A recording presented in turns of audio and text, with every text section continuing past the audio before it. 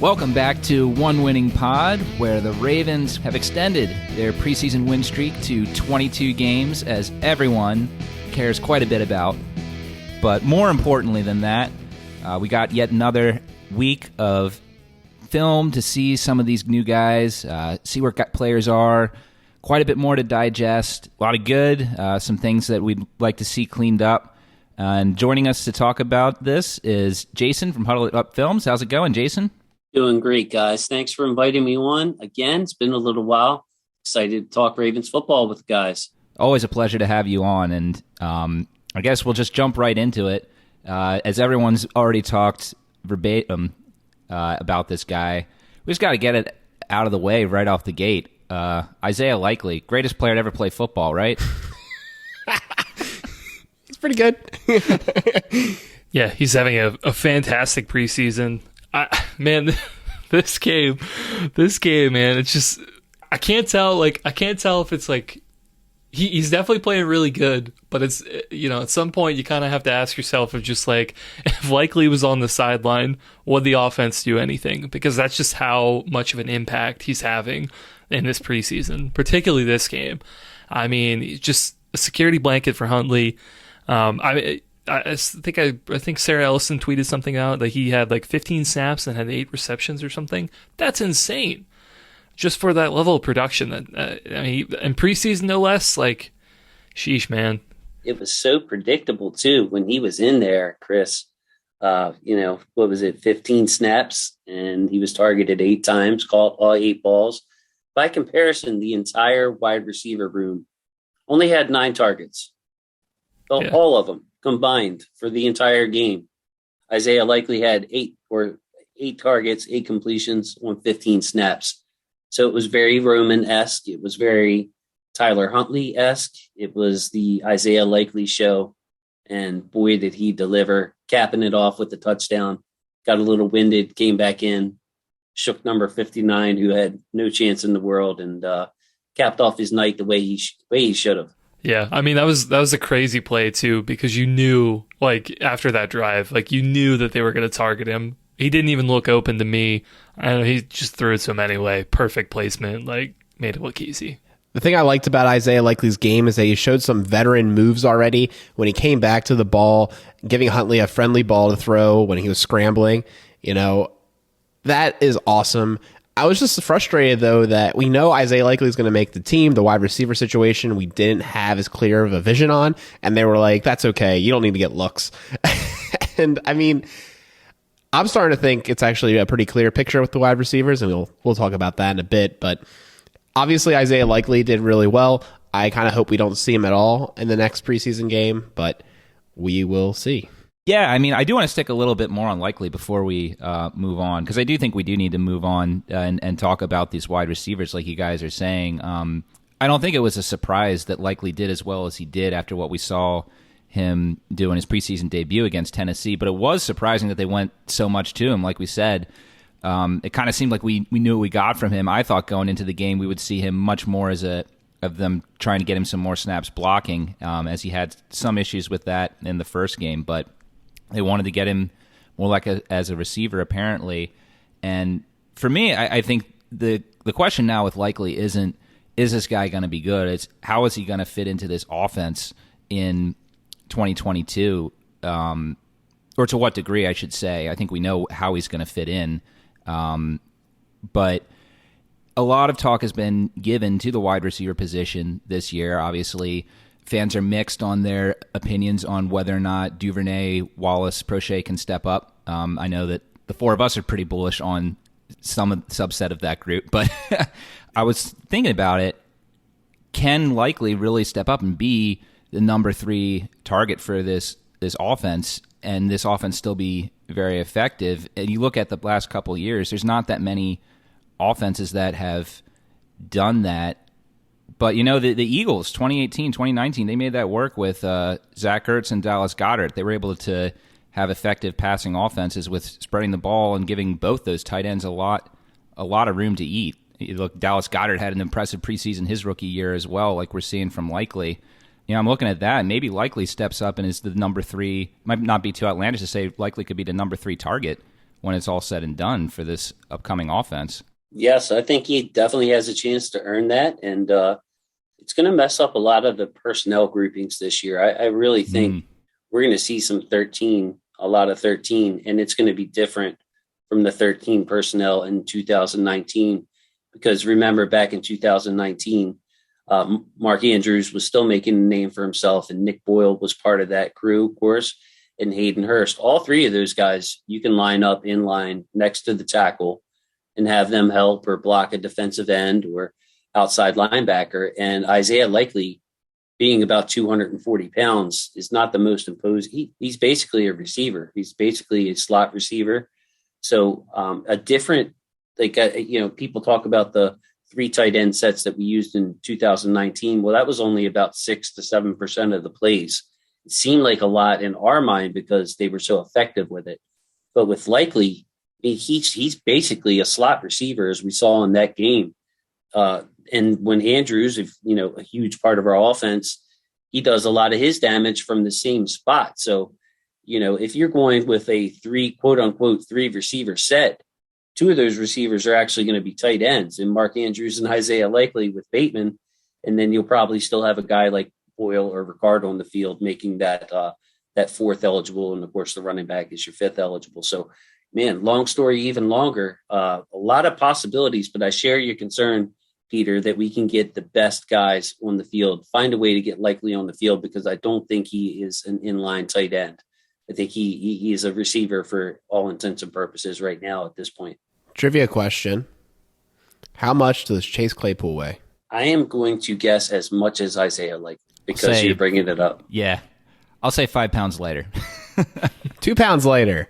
Yeah, I looked it up because there's a lot of chatter about Claypool getting the big slot role with Pickens on the outside in Steelers camp. And, Likely could be that kind of player for us.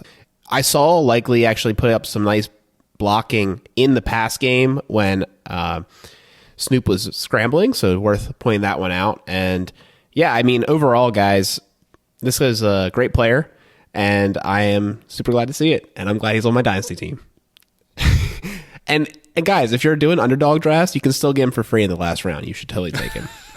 If you don't already have Mark Andrews, get a piece of the Ravens offense by getting Isaiah Likely. You won't regret it. You're welcome. Wouldn't be an Alec Polianis podcast without free advertising for a non-sponsor. Look, man, I try to get Underdog to sponsor us. Their mistake. Their mistake. You're giving them free advertising. They didn't need to pay us. They're the worst. Anyways.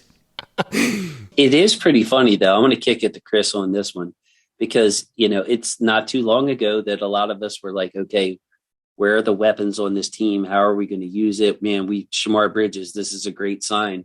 And now all of a sudden, the opening segment here on One Winning Pod is, how are we going to get Likely on the field with Andrews? How are we going to get these weapons on the field? But man, I'm kind of confident, Chris, because I feel like Likely has earned it the hard way. Like this hasn't been earned. This hasn't been given to him or some kind of out of the blue. It's been since OTAs and then practices and then the daily reports and, the stadium practice and the first preseason game, now the second preseason game. So, at this point, there's only one thing left. I wouldn't even care if he played at all on, this Saturday, I believe it is. He just has to get on the field in the regular season and see what he can do. Yeah, for sure. I think Alec brought it up at the beginning of saying that, take out Likely from this offense, and the numbers don't look as good. Definitely, I think Bridges was having a great game in the first preseason game against the Titans. This game a little bit more quiet. Didn't really do much. Now we saw some contributions from guys like Polk and Webb, but honestly, I don't know if it was at the same level that Bridges showed in that first game. I think for a couple of plays, Bridges had some fantastic catches and was really, kind of taking over the drive like Likely did this game. I kind of agree with you. Even with a third game, I think it would be hard for some of those receiving options to really break away at this point. I feel like the signing of Robinson this week kind of, signals that of, maybe the Ravens aren't super confident that they're going to find a sixth guy out of this group. I think at this point it's, Yeah, it seems like it's the likely show, and Robinson and the guys who we've already seen at receiver once they get healthy. I would like to point out that Trey McBride, number 1 tight end on many people's boards, this game did nothing and likely did something. So that's all. Yeah, but the Cardinals actually threw their wide receivers, didn't they? Yeah. Andy Isabella, new trade bait, apparently. Well, let's talk about another guy we threw to. The other guy with the receiving touchdown this game was Beatty. I really liked what I saw out of him. He had really good single cut, wiggle, getting upfield, and also had really good pass protection that enabled the Webb touchdown. He picked up a nice block there. I forget what quarterback it was at that point. I guess it was Anthony. It was Brown. Yeah, but gave him the time to throw the ball and get it out there. So I thought Beatty had a really good performance, and I think his stock is up after this game. It was great to see him do some more this game. We really, at least from my perspective, we really didn't get a fair look at him against the Titans. He only touched the ball a few times, and the times he did, really no running lanes. It was very hard to evaluate anything from that. But yeah, we got a little bit of a window into what he can be here, and the early returns was pretty solid. He looks like someone who has attributes that can help this team. So that was really good to see, and hopefully he can build on that. Yeah, I agree. I want to see Beatty get the ball coming up here this weekend. I feel like with Mike Davis, he has a track record. JK won't play, doesn't look like. So, Justice Hill, Tyler Beatty, I think that there's a kind of a sneaky competition this weekend to see if one of those guys can kind of take the bull by the horns, because I don't think Nate McCrary is making the roster over Justice Hill. So when you have early in the season, JK may not be ready to take his full workload. They probably want to ease him in. And then, of course, Mike Davis will get his touches. Well, where do the remaining touches go? Do they go to Beatty? Do they go to Hill? And just to piggyback off of Alec, Beatty's not the most physical guy in pass protection, but man, he really picked that up, came across the formation to get it, to pick up that blitz. So that was a big sign for him. And he certainly has an opportunity for some more carries early in the season. Now that, unfortunately, it was expected, I think, at this point from what we've been hearing from camps. But Gus Edwards will start the season on the PUP. I believe that news came in this afternoon. So I think Jason's 100% right. It's down to Beatty and Hill for the number 3 running back role going into the season. Obviously, Dobbins is there. Davis they're probably going to want for his vet presence. He can be a goal line back, can get you some tough yards inside. He's a known commodity, and Hill has been around for a little bit but hasn't shown too much. Beatty, they invested draft capital in him this year. So, yeah, that's going to be one of the most interesting competitions to watch in this final preseason game, assuming both play in it. I think the last thing I would note for the particularly good side of things was that Cleveland had a really good game, the various guard positions he played. I like seeing him out there, and I think coupled with Phillips's down game, I'm really curious if Cleveland will get the starting nod in week 3 of this preseason to see what he does against the highest competition that the Commanders have to offer. I've really liked what I've seen from Cleveland these last 2 games. I'm not someone who watches every single offensive line snap and scores it, but I can say that I'll when I rewatch the games on offense, I'll look at one offensive line guy per play, and every time I've looked at Cleveland, he's either doing his assignment right or making a big block. There was a pretty good block he had in the third quarter, I believe, in the game for Beatty. The first down, he got into the second level, basically blocked all the way down to the first down marker. That's just an example of what this guy has been doing this preseason. Has he been perfect? No, but I'm seeing a lot of promising things from Cleveland personally. Someone who is a self-professed, not offensive line expert, but at least from my viewpoint, Cleveland's been really, really promising. I would feel completely fine with him in the starting left guard spot to start the season if that's what the coaching staff feels. I don't know what you guys think on Cleveland, but I'm really liking what I'm seeing from him right now. I would love that to be the case. I think that Ben Cleveland's upside, and you mentioned the just he can dominate at times. Tyree, of course, had 3 penalties, I believe, in this game. Tyree Phillips was also playing left tackle for an extended period of time. The tackle position has made it really hard to gauge how the Ravens are playing this left guard situation, because you look at it, we come out first series, both games. First series, we've had Phillips at left guard, McCary at center, and Ben Powers at right guard. So, okay, so are we going to get a look at Ben Powers at left guard? No, he moves to center. And then Ben Cleveland comes in the game at right guard. It's just curious to me how we've handled this. And then, of course, today, Jared Jones-Smith, one of the tackles, was released. So, really, when you look at the left tackle position, how are the Ravens going to handle this on Saturday? Is Phillips going to is he going to play the whole game, half at left guard, half at left tackle? Is Ben Cleveland going to get a shot there? Is Ben Powers going to get a shot at left guard? David Sharp is still there. Faalele, is he going to play the whole game at right tackle since Morgan Moses hasn't played this preseason? So a lot of question marks for me as far as how the Ravens are handling the offensive line this preseason, and what does it mean? Like that's my question to everybody is how do you feel about take your own personal, like I like Cleveland too. I would love to see him be able to stay on the field and really take a hold of this job. But aside from your own personal feelings, what are the Ravens thinking? Are they saving Powers?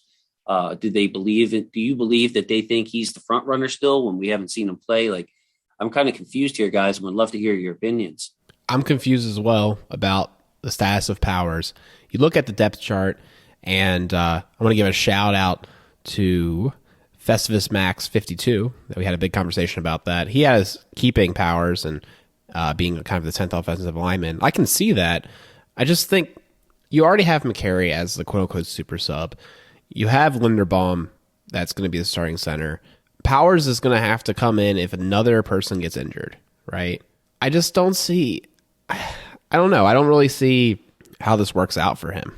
I don't see how he is anything more than a second Swiss Army knife in our particular team. I think he could play somewhere else for sure.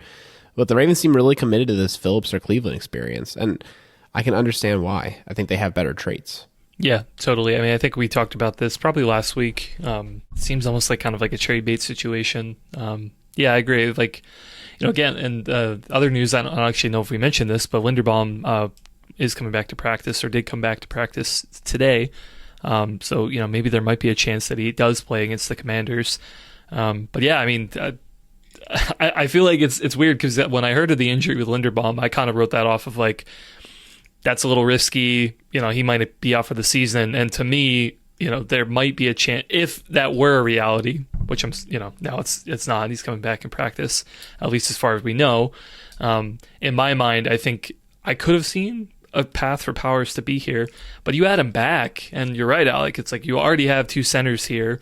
Anybody that we're playing in these preseason games, even if they're playing center, they're not going to be getting any snaps. As long as those 2 guys are healthy, they're going to be ahead of them in the depth chart. And yeah, if we're seeing a lot of snaps from some of these other guys at left and right guard, like you've already got them covered. And at least Powers is a proven commodity. He has started a number of games for the Ravens. You'd have to think that he has more value than anybody else at the guard spot for a trade. And I think there are some other guys too that could be interesting who could play some of those spots.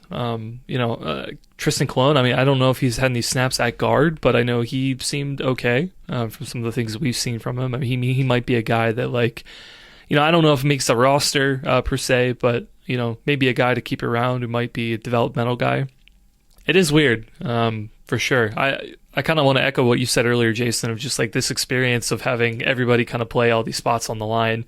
It feels even worse this year in some sense. It's kind of been something that's happened every couple of years. We never had going into the season like, yes, we know who's going to play all spots on the offensive line.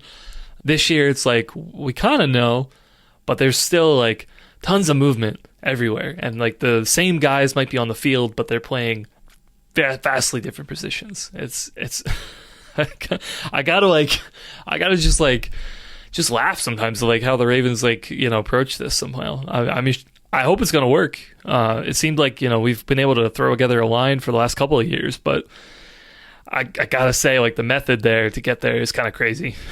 Yeah, I mean, I don't have much more to add than what you guys said. It's interesting to get into the offensive coach's mindset of what's going on there. To a degree, I mean, you know, you are coming off a season where you did have an abnormal number of injuries, and we talked about, did the Ravens really do everything in the previous offseason to prepare for that possibility going into the season? Yes or no is kind of tough to say because just the injuries were just that many. That was just abnormal for an NFL season. It was kind of inevitable that the Ravens just weren't going to be able to put together the best product they could due to that. So you could make the argument, you know, you're trying these guys out at different positions just to see flexibility. What could you do if, you know, someone key goes down? And I mean, we still don't even know if Ronnie Stanley is playing in week 1 or when, and if he's playing. That's still something that is not a known fact at this point.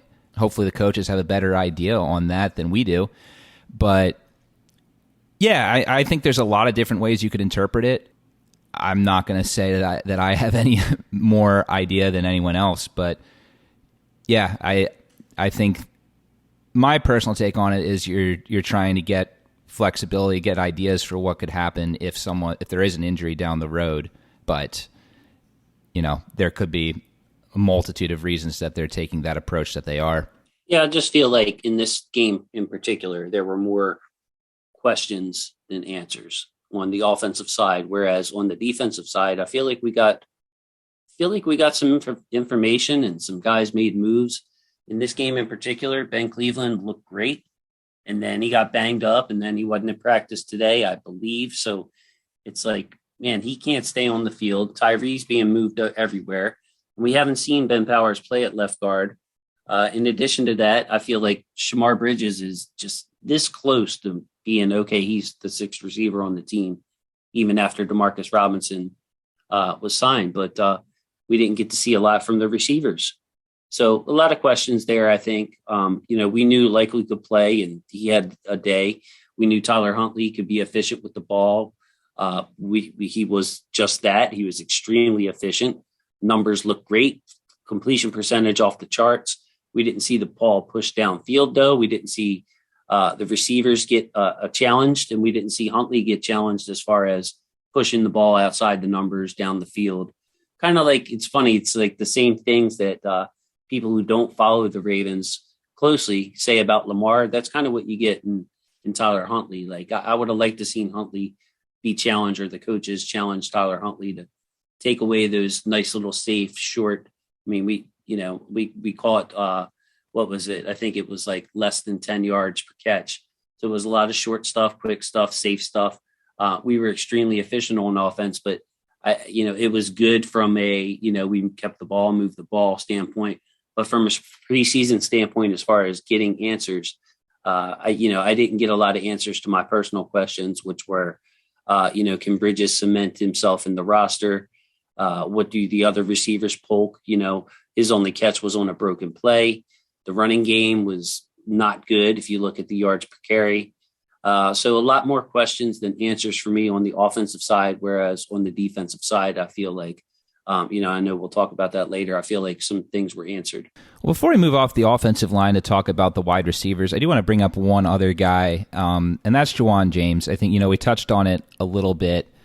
Is Ronnie Stanley going to be ready for week 1? At the time of recording, we still haven't gotten confirmation on that.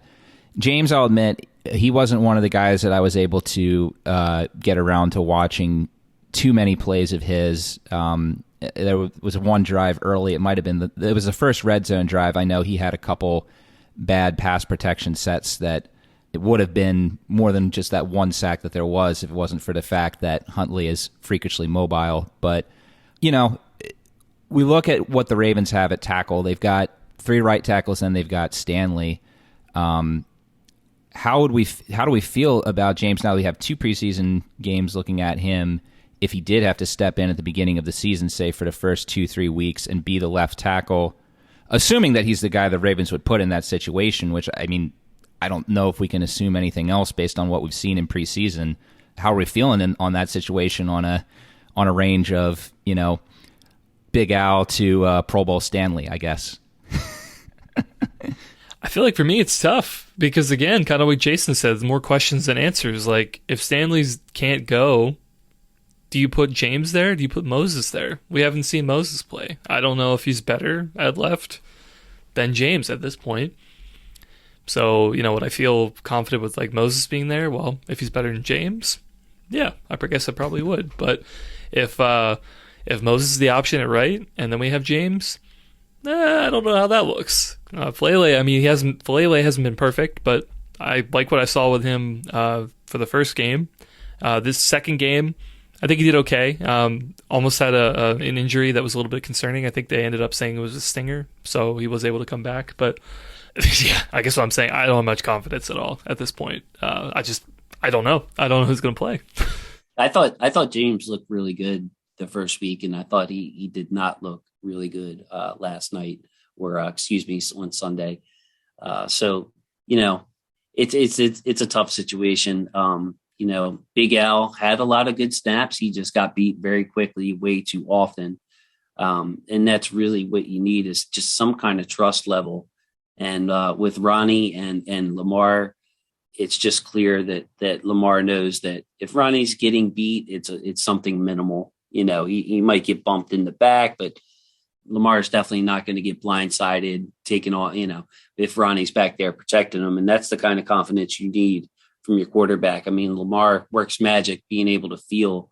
I don't think he gets enough credit for his feel in the pocket, eyes in the back of the head type thing. But if you're not getting solid play from left tackle, even if you're Lamar, your timing, your rhythm's going to get thrown off, and you're going to see more broken plays. So I would like to hope that Juwan James is ready to go. I kind of like what Chris brought up as far as like, would Morgan Moses even be an option there?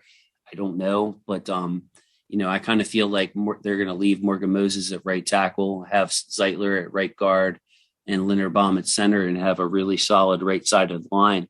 So it's tough. Falele, he was up and down again. The first game, I thought that he blended in well. He's obviously very good in the running game already. But concerned, yes, major concern to this team is just left tackle play overall, because I think that if the Ravens get good left tackle play, the offense is going to be very good. I mean, very good. You look around, and Lamar Jackson's your quarterback. You give him protection. That's a recipe to have an above average offense. And if other players step up, if you stay healthy, all things equal, all that good stuff, it could be a great offense. So yeah, left tackle play is definitely got me a little nervous. And, at this point, it's almost been 2 full calendar years since we've seen Ronnie Stanley on a football field playing like Ronnie Stanley. So to expect him to just start practicing now, in late August, and 2-3 weeks later, be ready for the Jets.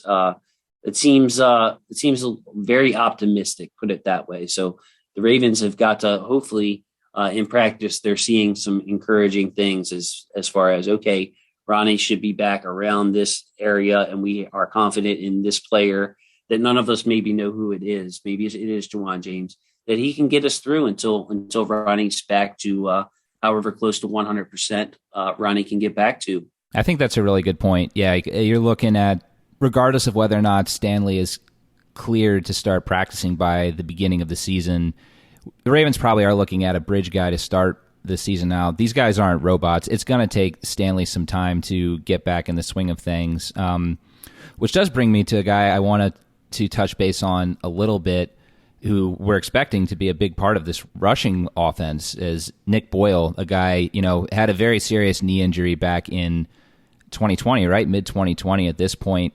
Came back last season, didn't quite look like himself, played quite a bit on Sunday night, and still to me didn't quite look like himself even then. I know he did, I believe he slimmed down some. I'm forgetting I couldn't confirm that before this episode, but I think I remember him talking early in training camp that he did shed some pounds coming into this season. But I don't know. To me, he didn't look like the same guy, the same forceful blocker that we had seen earlier in his career. And we knew this is a possibility with this guy suffering the injury that he has, that there's a chance that he won't be able to be the same player. And, you have to take that into consideration with some of these guys. They get injuries and they can play, but are they going to be the same player that they were prior to it? It's a bit of a dice roll in some cases. So I think that is another good point to bring up, that, we can't just assume Stanley's going to come in and be the savior at left tackle. The Ravens are going to have contingency plans even then if he comes back, and, it's not quite the same. So a situation I think that is not going to get fully resolved as soon as the collective Ravens fan base would want. I get to be the optimistic guy on this one. So I'm a little excited about this because I've been, my tone hasn't been all too positive thus far. But, Peter, I agree with you that as far as his strength and his blocking, he wasn't dominating here in the preseason like we're accustomed to see him dominate some of the best players in the game. So from that standpoint, I agree. But I did like the way Nick Boyle moved, especially I believe he caught a pass. I haven't reviewed the offensive film yet because I did a lot of work on defense for Ken McCusic's show. But I remember him specifically, his burst off the line of scrimmage, and it looked nothing like the painful movement that he showed last year. I'm like, man, congratulations, Nick. I almost had like a moment to myself that he worked, his way back from that brutal looking injury and, practiced through it last year. And then, he looked like he was moving freely. But that's why I love coming on the show, Peter, because, I wasn't really paying much attention to his blocking. I was looking at left tackle a lot. I was looking at left guard a lot. And I was looking at the spacing and the personnel, just regular TV copy type stuff. But yeah, he did trim down to try to take some weight off of that leg and some burden. And so, if you were to tell me, okay, what would be your major concern? That Nick Boyle isn't strong enough to block, or his knee is not healthy enough to move like he used to?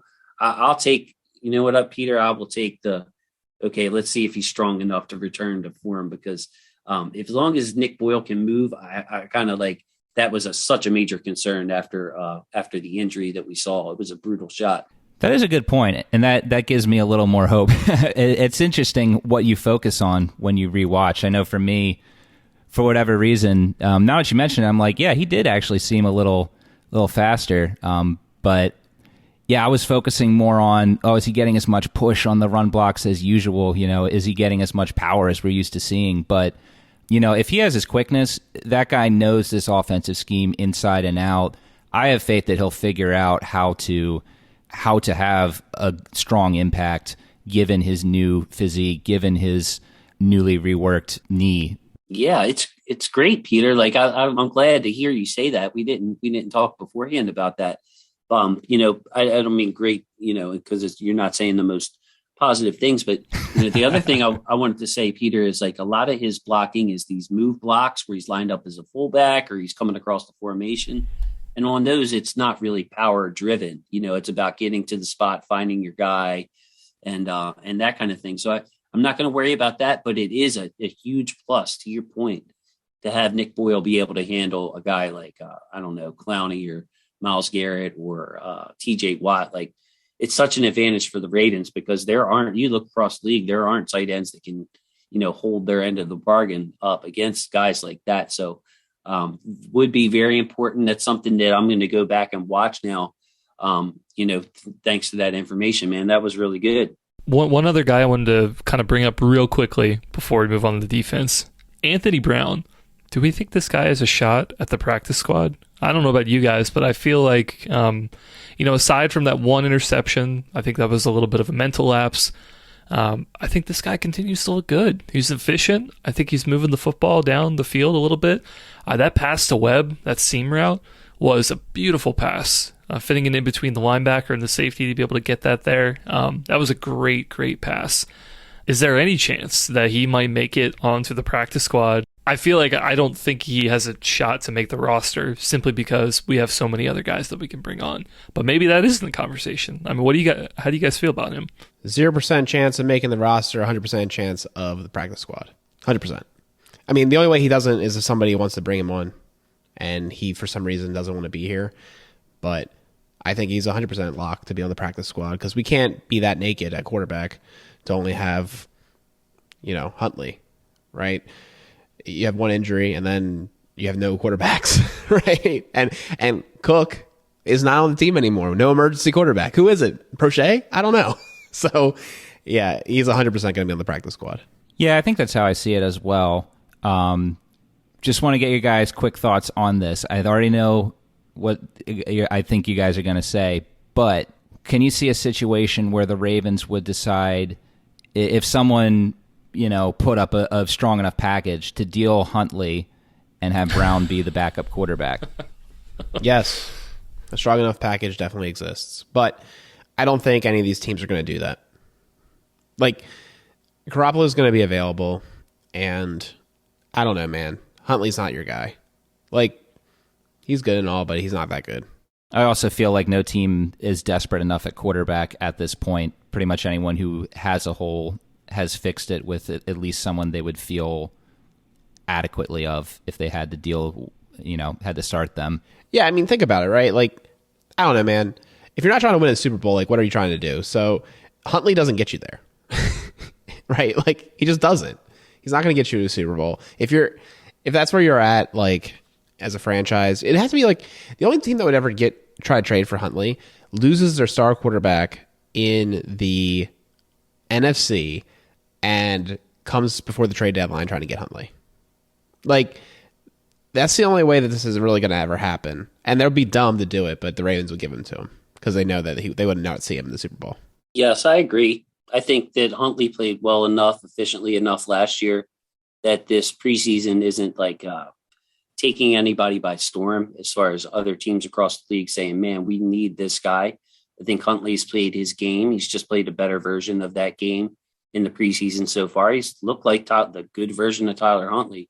But I think the scenario that Alec painted is more realistic. Hey, look, we just need to buy time until our starting quarterback gets back. Like, all these other teams have already made plans at quarterback.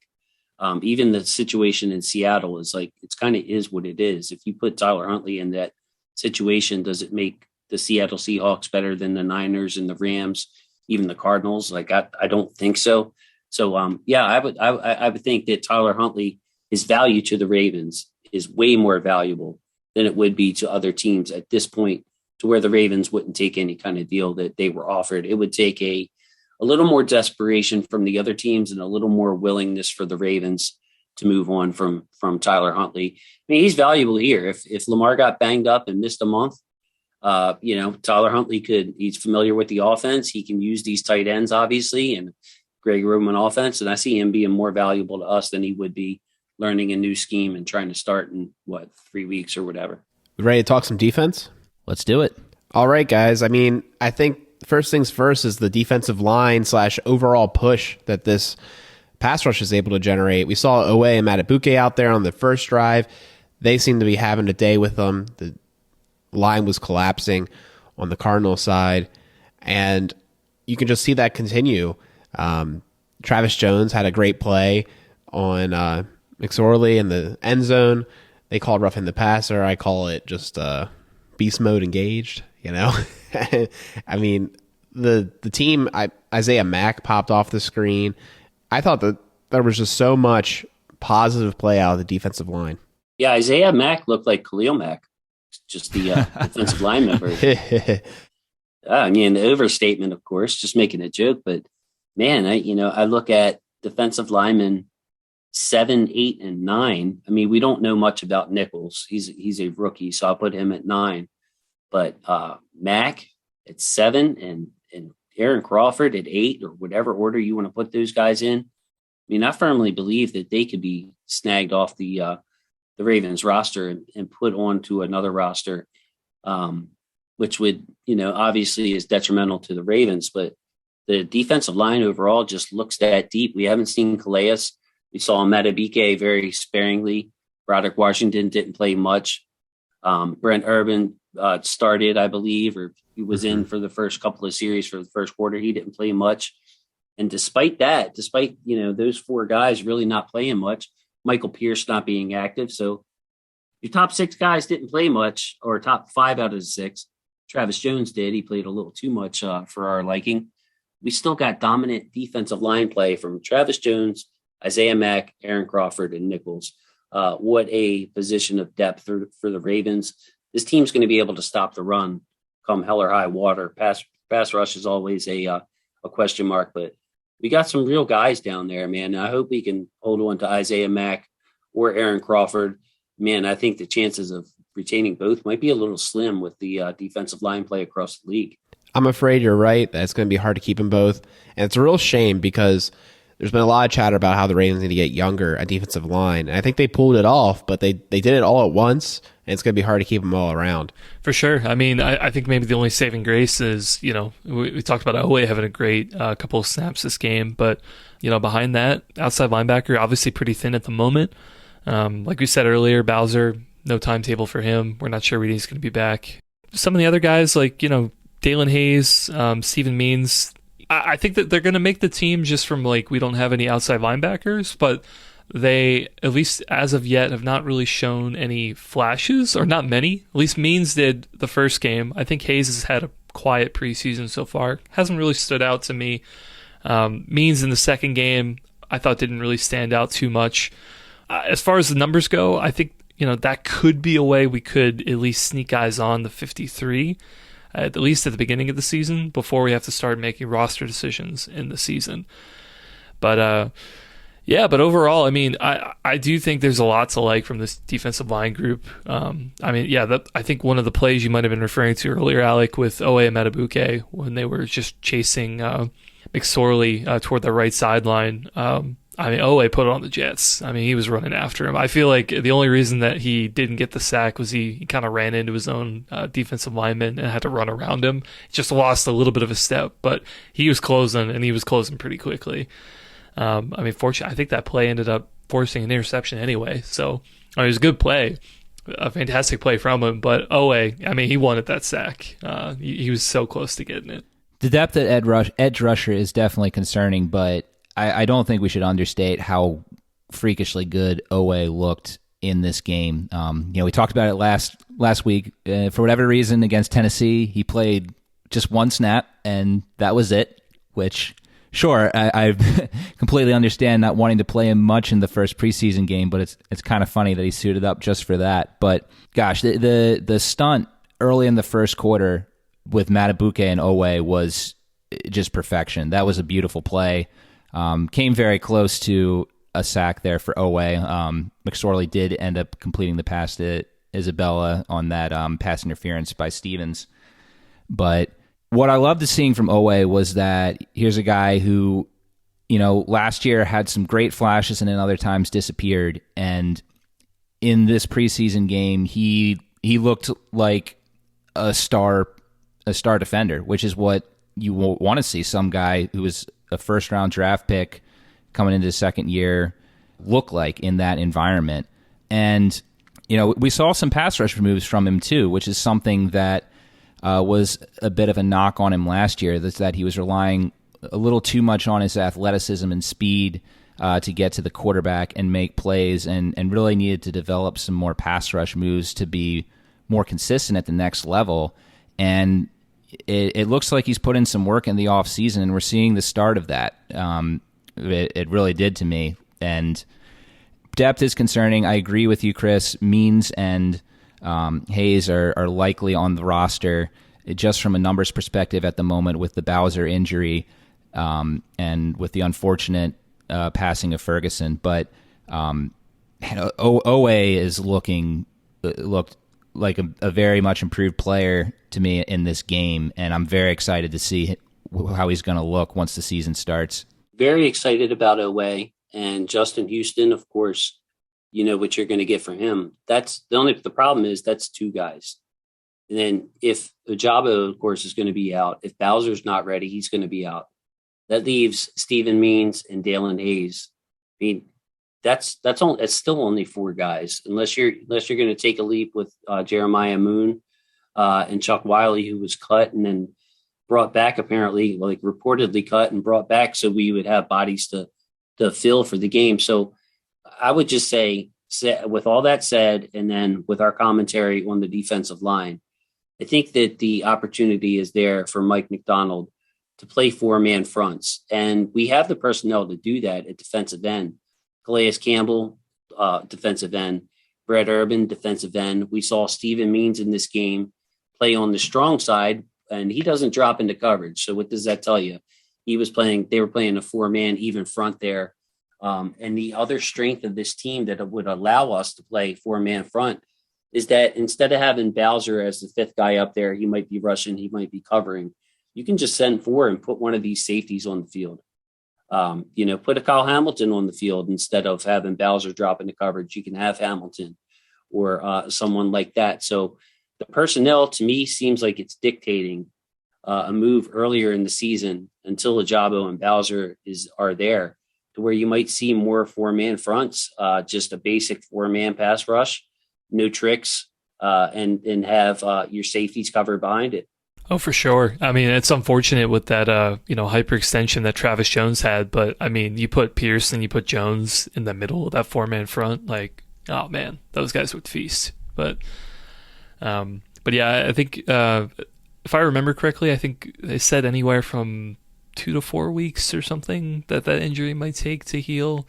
I don't know if it's anything official from Harbs, but yeah, it's probably looking that he's probably not going to be playing until late September at this point.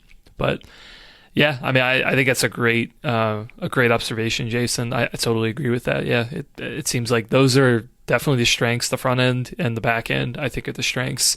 It's the linebackers, not just the inside linebackers, but the outside as well. That would make a lot of sense to me. Yeah, it's just something that the thoughts kind of developed, especially with Bowser not back on the practice field and the way the defensive line is kind of dominating. And, you didn't mention Broderick Washington in there, but he's another guy that can play along the front. So the depth is there. The depth at safety, we're going to want to find ways to use Kyle Hamilton. Yeah, man, it just kind of is appearing out of the blue that we might start the season with 4 quote unquote outside linebackers in the way Houston, Hayes, and Stephen Means, which isn't exactly the strongest group. I mean, Away is great. I think I agree. He's ready to take the next step, and Houston is still very good. So, we're going to have to use those big guys, it looks like, to get pass rush. And actually, Chris, I believe Harbaugh said today, like, the timeline kind of extended to 3 to 5 weeks for Travis Jones. So very unfortunate. Yeah, man. Yeah. Watching those press conferences, I was surprised to get any kind of information, but it seemed like it already extended here within a matter of a day or two to where it was a 3, 4, 5 week injury instead of just a few weeks. Interesting. Well, I mean, luckily a couple of the weeks are not in the season. We got about 3 weeks until then. So maybe he's there for the opener. I feel like that's a stretch, obviously. But then I don't think he'll go in IR because it feels like he could be ready for game 2 or at least game 3 at that point. So we'll keep an eye on that situation. I think moving on, the other person that looked fantastic was Ross. This inside linebacker is making a name for himself in the last 2 games and really pushing his way into 53-man roster considerations. I think that he makes a lot of sense for this team to keep and to honestly just try to get him more and more playing time. I want to see him in the regular season at this point. He looked good. He seemed instinctive when he was out there. Had several plays in the backfield pressuring the quarterback. I think that, again, he was in there at the end of the game, so it was against lesser competition. But, I've liked what I've seen from Malik Harrison this preseason. I haven't loved it. And one thing I noticed with Harrison, and maybe I'm off base with this, but it just seemed to me that in pass protection, he could have been a little quicker. He seemed to be hesitating a bit. I didn't see that with Ross. I think that that's something that this team could use at the inside linebacker position. It's certainly, I think what a lot of people will agree with is it's certainly putting Christian Welch's position on this roster into question. He hasn't really stuck out very much this preseason. So it'll come down to, was Ross on special teams? Because that could be a deciding factor as well. Yeah, I love what we're getting from Josh Ross. I was a Jacoby McLean fan coming into training camp.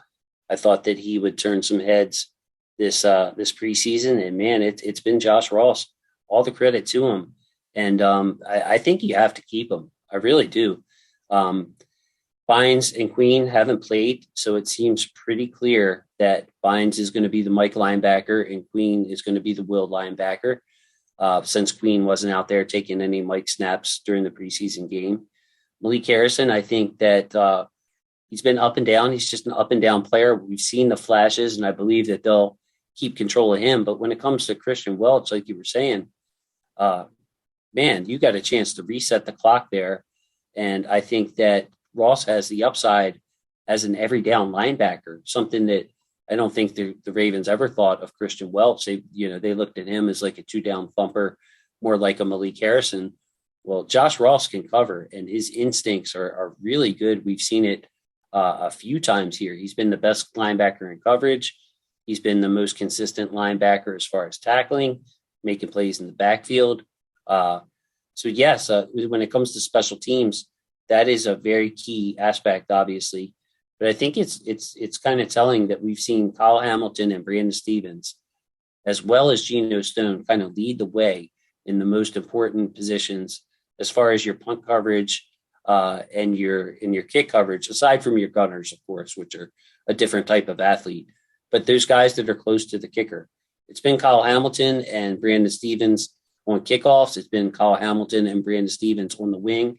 And it's been Geno Stone as the personal protector. So if you got Malik in there with those guys, without doing all the numbers and really crunching it down, I feel like if Ross is just an average special teams contributor that you can put somewhere in the mix, that you can roll with him over Christian Welch, who is obviously very good on special teams. For sure. And Ross did play 8 of the special team snaps, which was 36%.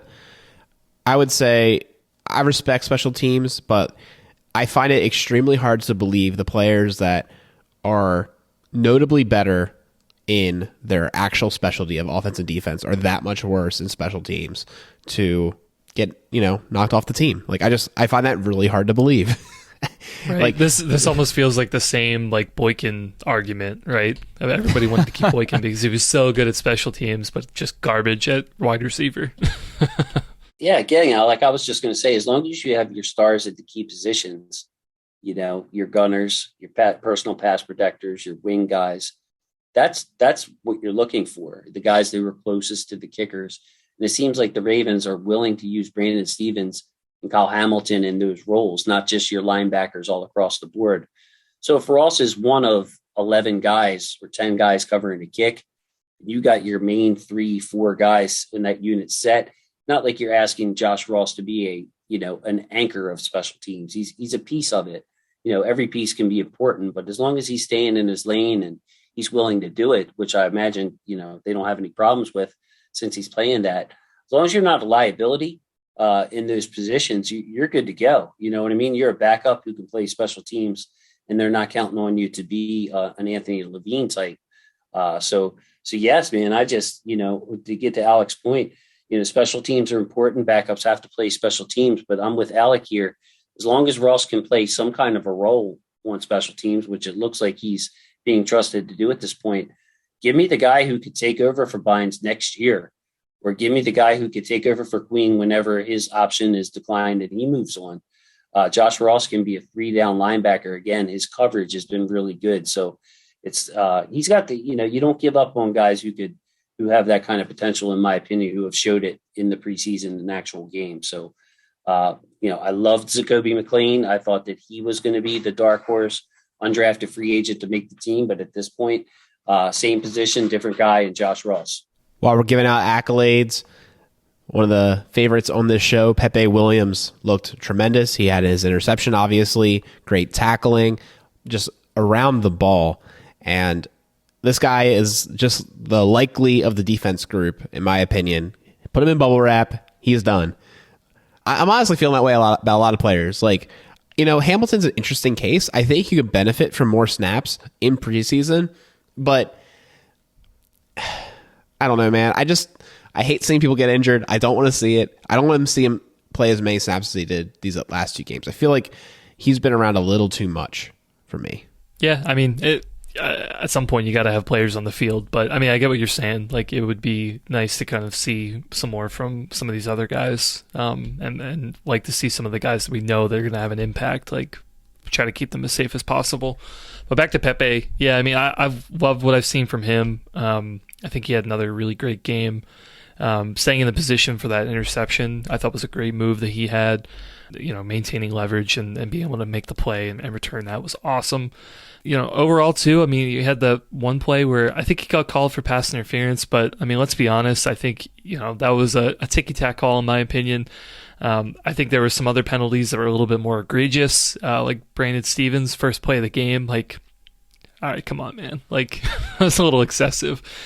But yeah, I mean, Pepe, man, I got to be honest, I'm extremely kind of surprised just at how well he has played, given all the other guys we've have at corner and so many guys who at least we imagine going into the season that were kind of ahead of him.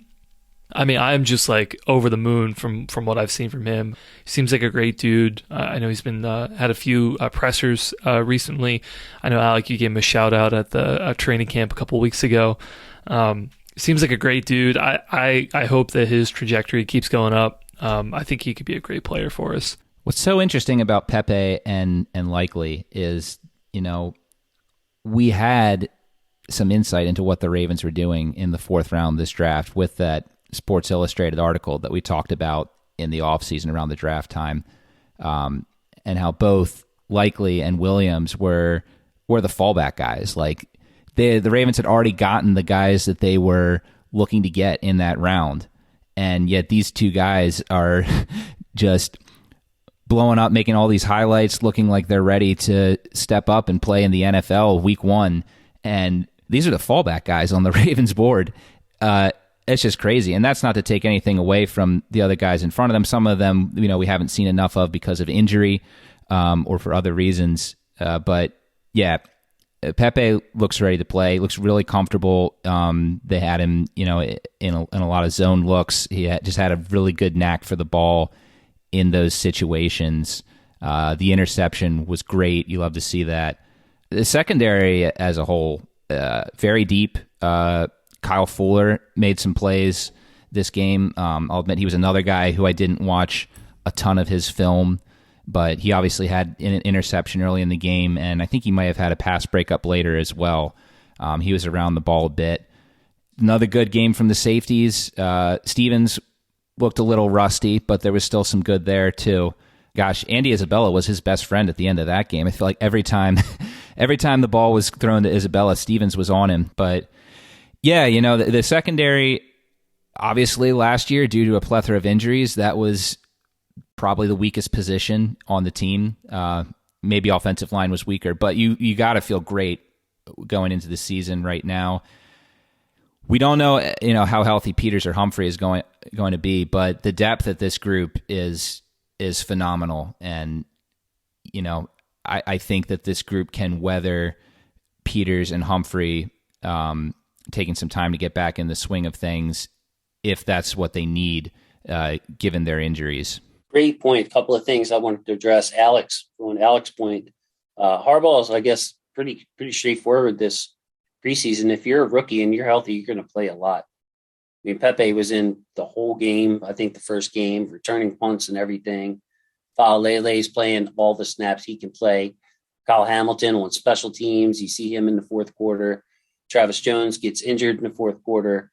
So if you're able to play, and you're Isaiah Likely, of course, he finally got taken out of the game. I think he's like graduated from the rookie level.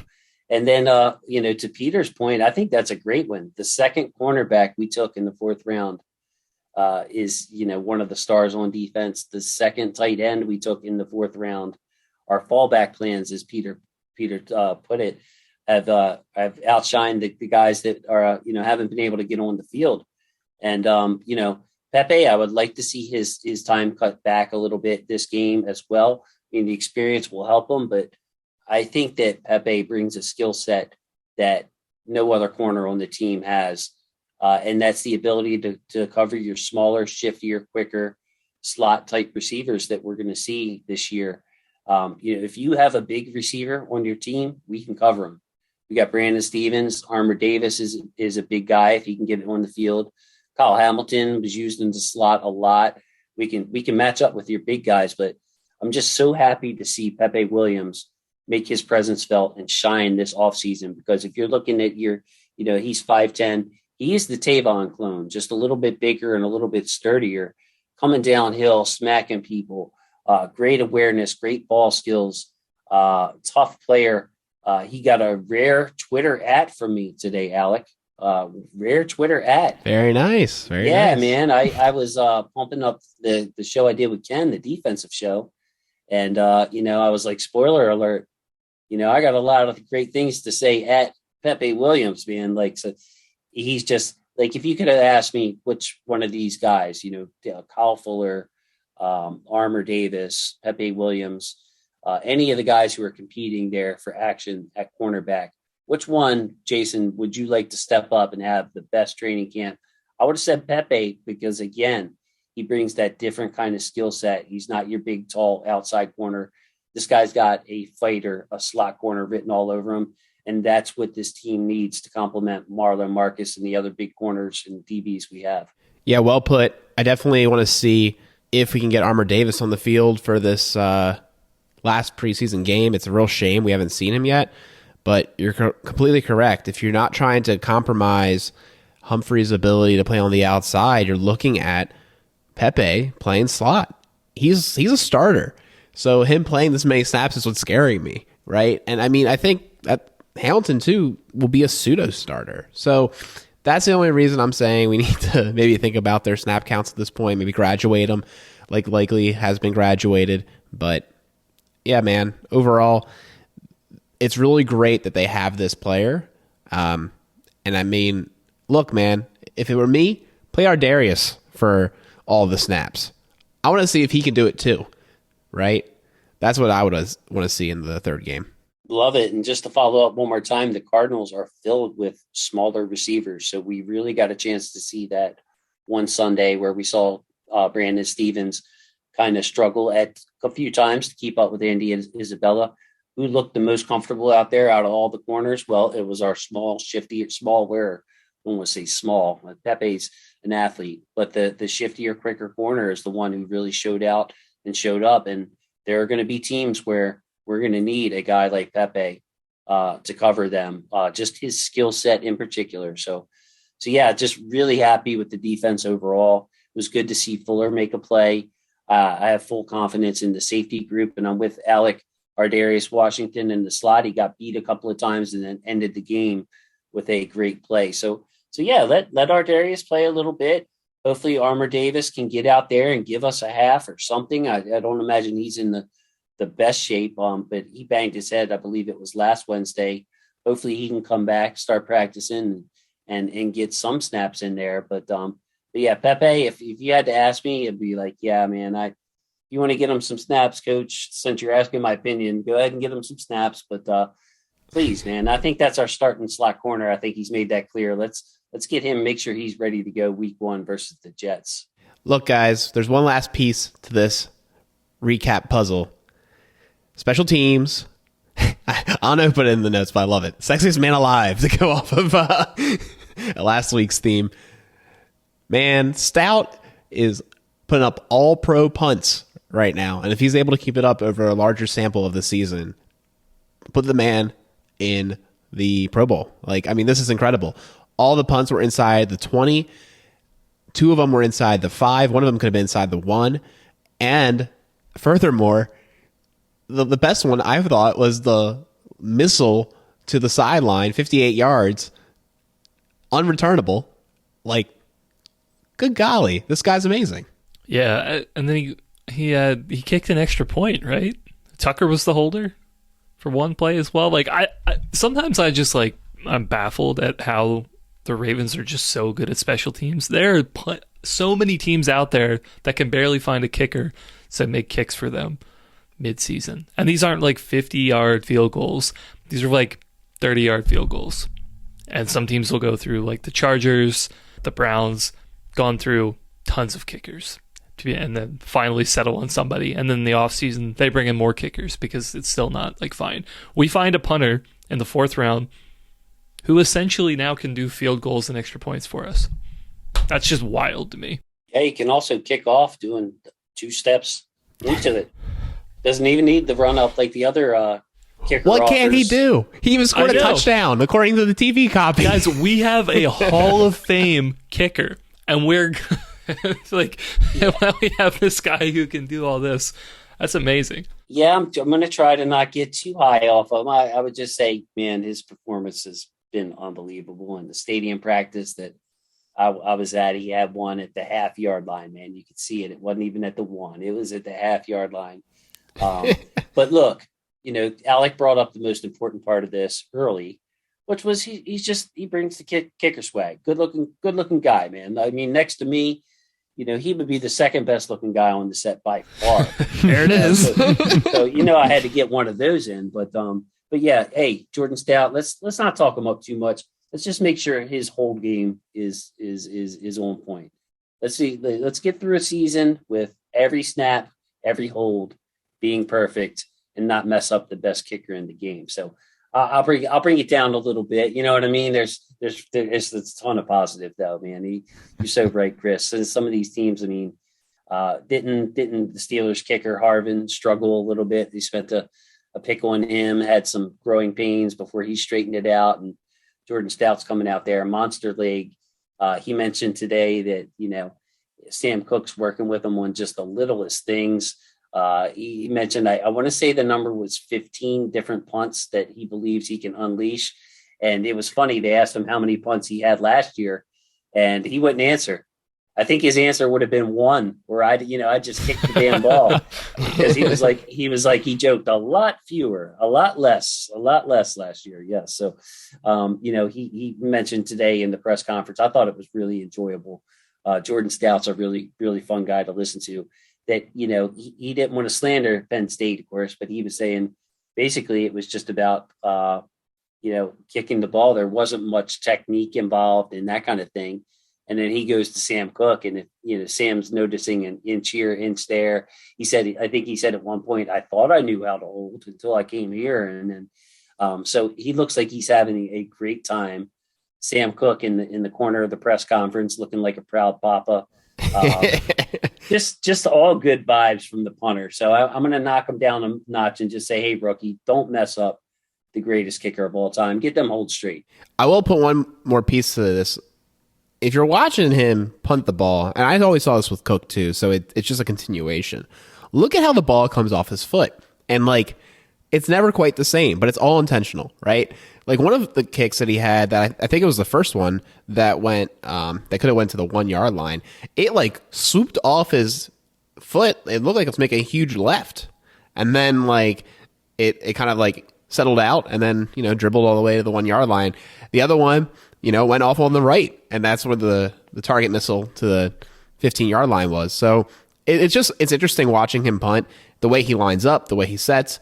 It's all like, I feel like such a special teams nerd, but like that's what the Ravens do to you, right? So you're watching them and you're like, there's all this interesting, subtle technique. Definitely, you know, when you're thinking, oh, should I go to the bathroom now because they're about to punt and it's going to go to commercial? No, watch the man punt.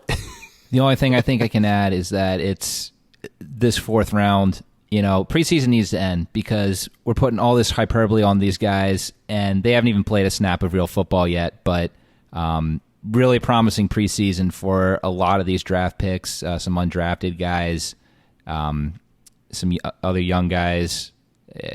Can't wait for the season to start. Just one more preseason game and then we're finally back to real football. It's going to be great. Thank you so much, Jason, for coming on the show. We appreciate you. Where can you be found? Hey, I was going to say it. I was going to thank you for your support on my new live show on Wednesdays at 8:30 on YouTube. I'm also going to try to find a way to embed that bad boy on Twitter. I might have to call Alec for some tech support. Just kidding. I figured out how to do it. Oh, nice. So yes, I did do it. I got talked through. We have some good people in this community, Alec, that are willing to help an old man like me. But man, we're having such a good time on that thing. Wednesdays, 8:30, Huddle It Up Films on YouTube. Come and find me, hang out, make a comment, get involved, steer the conversation. I have Garnett West and Ashley Priyanka with us. Just a great time. And again, Alec, I appreciate your support. Hoping to see Peter and Chris there, man. That would be nice, man. They could give me a hard time.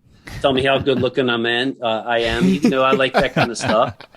Tell me how, Dundalk boy over here and all that good stuff. But no, I would just encourage, if you're still listening to these guys here on One Winning Pod, my brothers here, go ahead and give me a check out me and my crew over there as well, because we're having a great time, man. And as always, guys, thanks for having me on. I'm willing to come on and ruin the show anytime you want, man. Anytime. Well, thanks so much for listening to One Winning Pod. You can find us on Twitter at One Winning Pod. We had a lot of good conversation about the 53-man roster. Feel free to add us to any conversation, and we'll definitely give our 2 cents. You can also send us an email, onewinningpod@gmail.com. We'll be at the Commanders game. Look for us on the corner of Russell Street in Hamburg. And then we'll go into the stadium and we'll have a good old time there. And I guess with that, we'll see you next week.